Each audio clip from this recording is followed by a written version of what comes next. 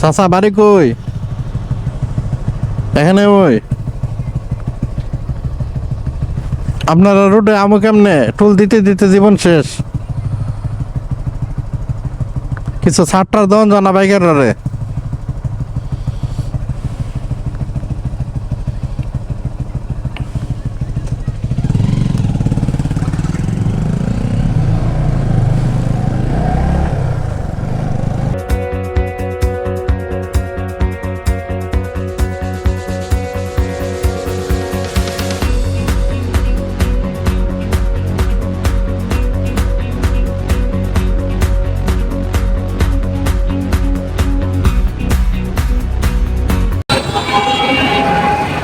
Barishal gate Chinese and Bangla restaurant. আমরা এখানে আসলাম, দুপুরের খাবার খাওয়া হয়নি।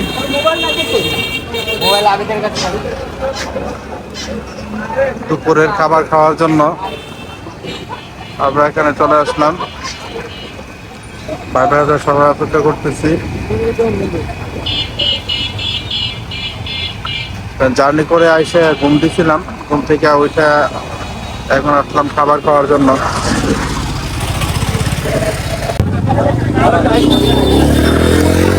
এই মুহূর্তে আছি কুয়াকাটা, অনেক এক্সাইটেড। আর Gazi restaurant and biryani house, sea beach চৌরাস্তা, কুয়াকাটা, পটুয়াখালী। এখানে আমরা দুপুরের খাবার খাবো।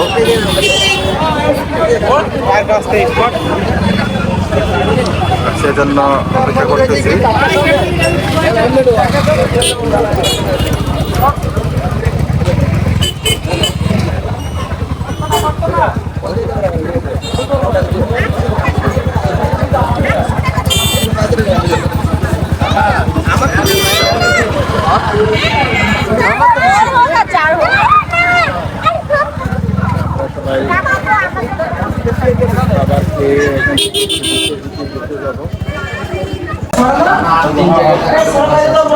আমরা এখানে দুপুরের লাঞ্চ করতেছি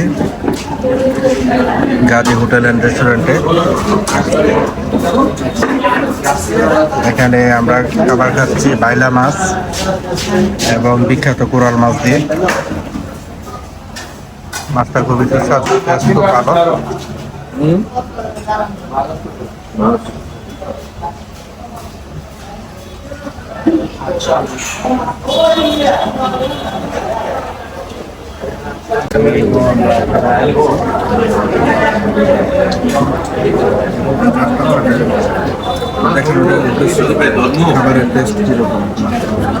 খাবারের টেস্ট কীরকম, এবং রাতে কেমন লাগতেছে, আপনারা যারা আসতে চান তাদের জন্য হয়তো কিছুটা হলে কাজে লাগতে পারে। এখানে আমরা সকালে অন্য একটা হোটেলে নাস্তা করেছি, খাবারটা তাদের এক্সপেন্সিভ ছিল, খাবারটা এভারেজ হয়েছে। আর এখন আরেকটা হোটেলে আসলাম, এটার খাবারটা কেমন সেটা আপনাদের জানাইতেছি। মাশাআল্লাহ, সুবহানাল্লাহ। আমরা এই মুহূর্তে আছি কুয়াকাটা বিচে। প্রকৃতির সান্নিধ্যে না আসলে কখনো বুঝতে পারতাম না যে প্রকৃতি আমাদের কতটা আপন করে নিতে পারে। আমাদের এত ভালো লেগেছে, প্রত্যেকটা ভাই ব্রাদার একবারে আনন্দে আত্মহারা হয়ে গিয়েছিল। বিচে যখন আমরা বাইক রাইড করছিলাম, মনে হচ্ছিল যে আমরা বুঝি ইউরোপের অন্য কোনো কান্ট্রিতে এসেছি। তাছাড়া সমুদ্র সৈকতের যে কম্বিনেশন, সেটা ছিল অসাধারণ। কখন যে বেলা গড়িয়ে সন্ধ্যা হয়েছিল সেটাও বুঝিনি। আমাদের সাথে ছিল আমাদের প্রিয় বশির ভাই আমাদের আনন্দের অন্য একটা প্রধান কারণ ছিল। আমরা বশির ভাইকে নিয়ে অনেক মজা করেছি। বশির ভাই অনেক আন্তরিক মানুষ, উনি প্রতিটা মুহূর্তে আমাদের আনন্দ দিয়েছেন। একদিকে প্রকৃতি, আরেকদিকে বশির ভাই,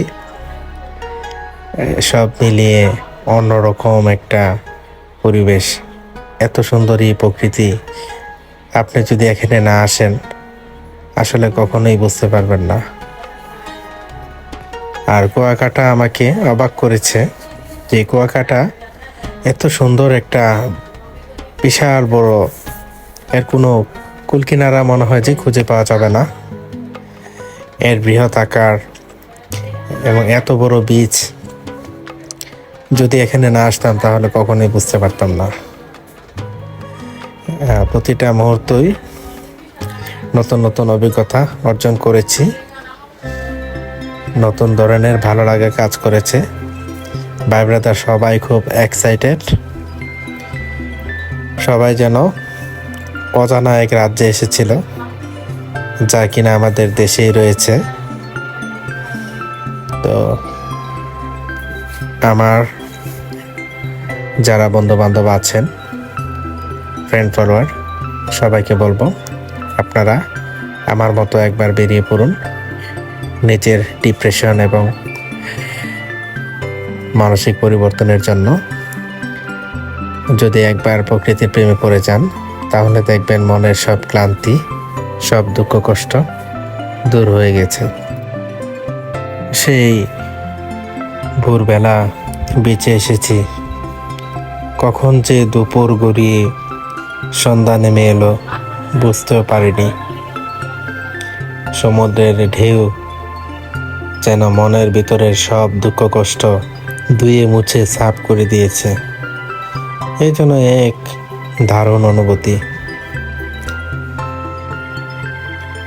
বিচে অনেকক্ষণ গোসল করেছি, বাইক রাইড করেছি। সূর্যকে মনে হয় যে হাতের মুঠে নিয়ে এসেছিলাম, অনেক ভালো লেগেছিল আমার। আমরা এই রুমে ছিলাম রাত্র যখন 2টা বাজে। আমরা রুম থেকে চেক আউট করতেছি। বিশেষ করে আমাদের সাথে বাইকার ভাই যারা আমরা আসছি সবাই থাকতেছে।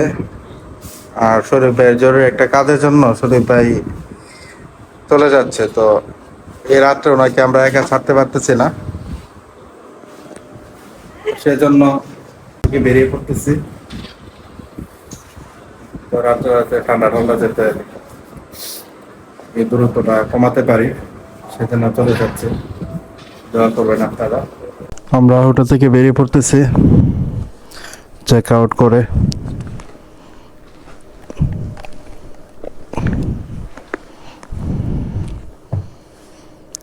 ভাই আল্লাহ হাফেজ, দোয়া রইল।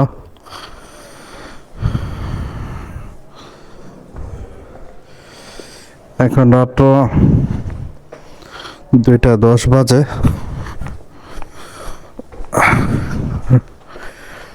শরীর বেড়ে যাওয়াটা অনেক দরকার, আর একটু সমস্যা আছে, থাকতে পারতেছে না। আমরা হোটেল আল মামুন আবাসিকে ছিলাম রাত্রে। এখান থেকে এখন চেক আউট করতেছি, চলে যাচ্ছি। আর আমাদের বাকি যে বাইকার ভাই যারা আছেন সবাই আছেন, তারা শনিবার রাত থেকে রোববারে হোটেল থেকে ব্যাক করবে। তো আমরা দেরি করব না, এখান থেকে বেরিয়ে পড়তেছি। সবাই ভালো থাকবেন, দোয়া করবেন আমাদের জন্য, আমরা যেন সুন্দর মতো যেতে পারি। আল্লাহ হাফেজ।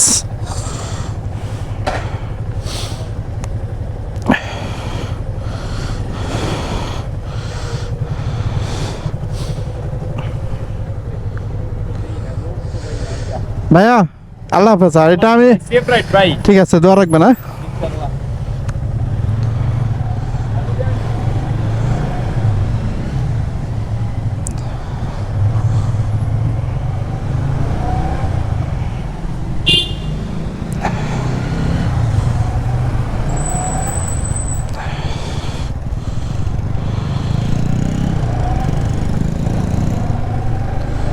এই মুহূর্তে বাজে রাত্র 2:30।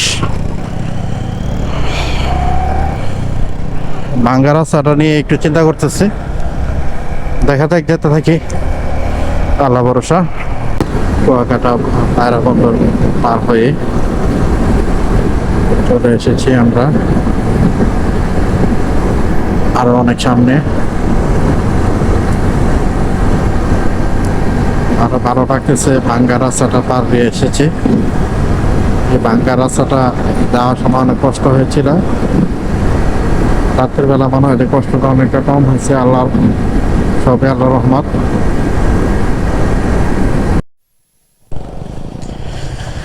আমরা চলে এসেছি পায়রা সেতুতে।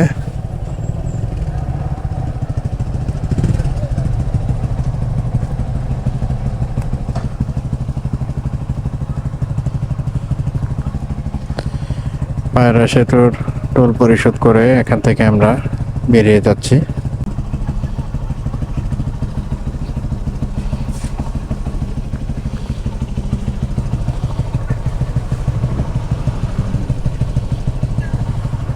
চাচা বাড়ি কই? এখানে ওই আপনারা রোডে আমো কেমনে? টোল দিতে দিতে জীবন শেষ।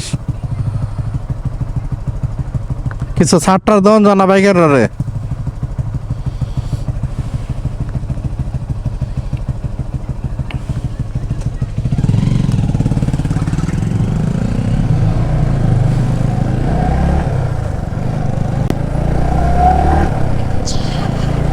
পায়রা সেতুতে টোল পরিশোধ করে আমরা বেরিয়ে যাচ্ছি।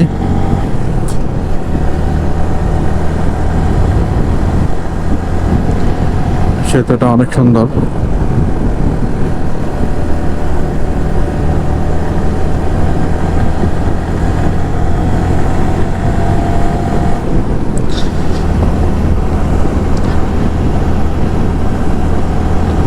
নতুন নতুন যেসব এলাকাতে আমি এখন ঘুরে যাচ্ছি, প্রত্যেকটা এলাকা আমাকে অবাক করে দিচ্ছে। প্রত্যেকটা এলাকার সৌন্দর্যগুলো এত সুন্দর, মানে একটার সাথে আরেকটার কম্পেয়ার করা যাবে না।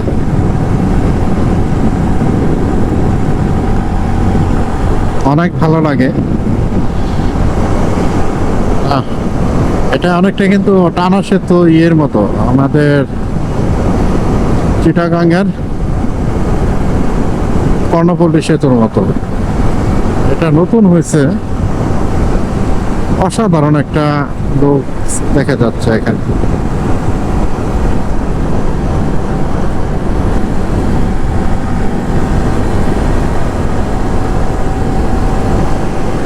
যখন 4:42 বাজে, প্রথম একটা চার ব্রেক দেওয়ার জন্য আমরা এখানে অবস্থান করলাম। আর এখানে আমরা এ পর্যন্ত 100+ রাস্তা এসেছি, কোনো ব্রেক দিইনি। ছোট একটা চার ব্রেক দিয়ে আবার বেরিয়ে পড়বো ইনশাল্লাহ।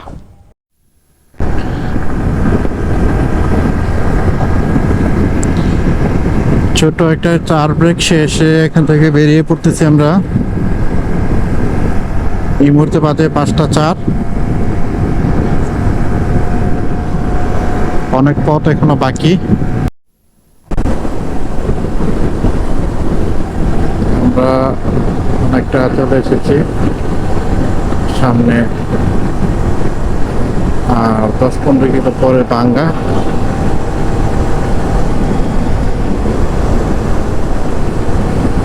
ভাঙ্গা থেকে আমরা ডাইরেক্ট এক্সপ্রেসওয়েতে উঠে যাব।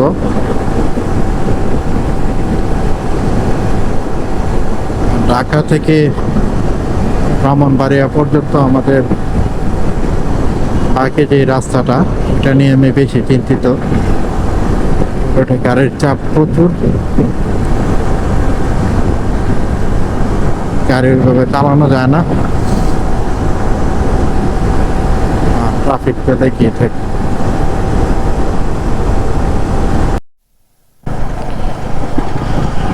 Service route Khulna, Dhaka, Faridpur. আমরা ভাঙ্গা চলে এসেছি।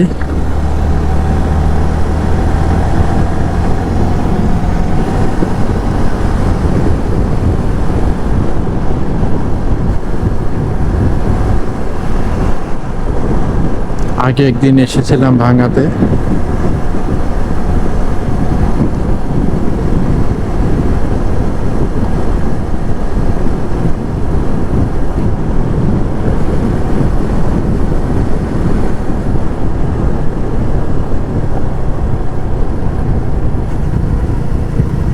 ভাঙ্গার ইয়েটা ভাল লাগে, মোটামুটি একবারেই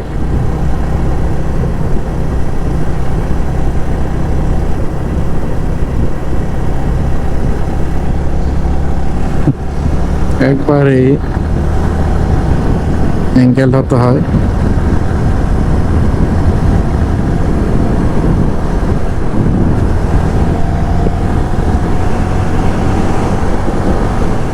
খুব সুন্দর স্থান, ভালো লাগলো। যে অ্যাঙ্গেলে কর্নারিং করতে হয়েছে, কর্নারিং শেষই হয় না। প্রথম ভাবছিলাম বুঝি অল্প একটু, পরে দেখি যাইতে হচ্ছে এরকম একটা অবস্থা।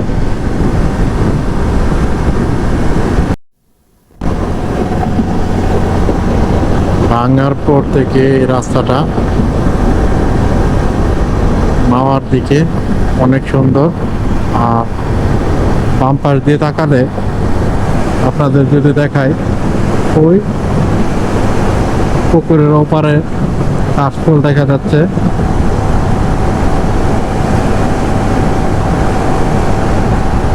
অনেকে পাট শুকানোর জন্য দিচ্ছে। এইদিকে অনেক কাশফুলের অভাব নাই। এদিকের প্রকৃতিটা এত সুন্দর, অসাধারণ।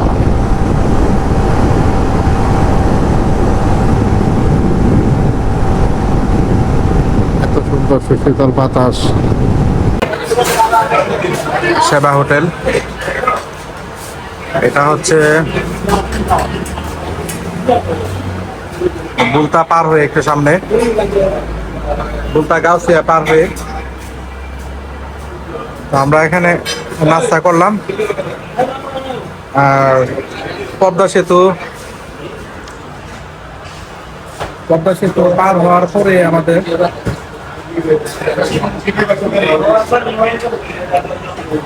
উপরে বৃষ্টি হালকা শুরু হয়েছে, প্রচুর পরিমাণে বৃষ্টি হয়েছে।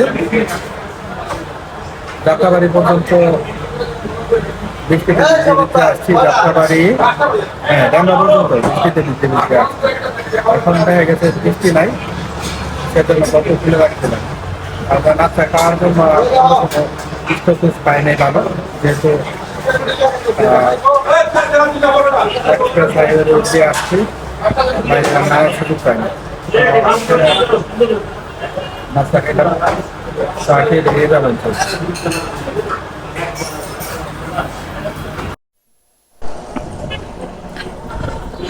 সেবা হোটেল অ্যান্ড রেস্টুরেন্ট, আমরা এখান থেকে সকালে নাস্তা সারলাম। এখন বেরিয়ে যাচ্ছি আল্লাহর নাম নিয়ে। ফুয়েল লাগবে।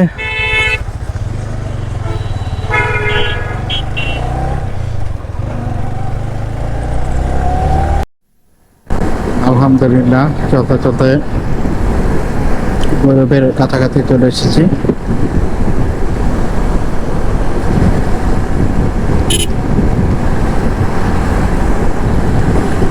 10-12 কিলো বাকি আছে মনে হয়।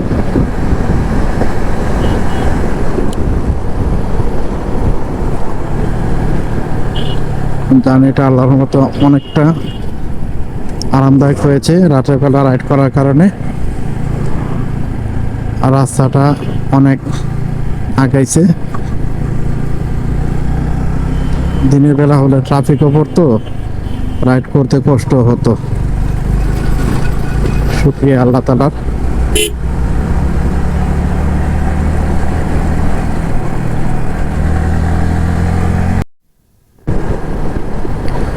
চলতে চলতে আমরা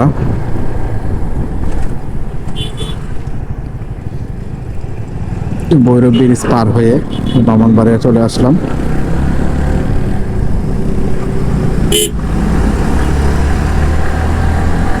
চলতে চলতে আমরা বড় ব্রিজ পার হয়ে বিশ্ব রোডের দিকে অগ্রসর হচ্ছি। আপনাদের সবাইকে দেখার অনুরোধ রইল, যদি আমার ভিডিওতে কোনো কিছু ভালো লেগে থাকে তাহলে একটা কমেন্ট, একটা লাইক এবং শেয়ার করে হয়ে যাবেন আমার ফ্যামিলি মেম্বার। যে পর্যন্ত আমি না আসছি সে পর্যন্ত আপনারা সবাই ভালো থাকবেন, সুস্থ থাকবেন। আসসালামু আলাইকুম ওয়া রাহমাতুল্লাহি ওয়া বারাকাতুহু।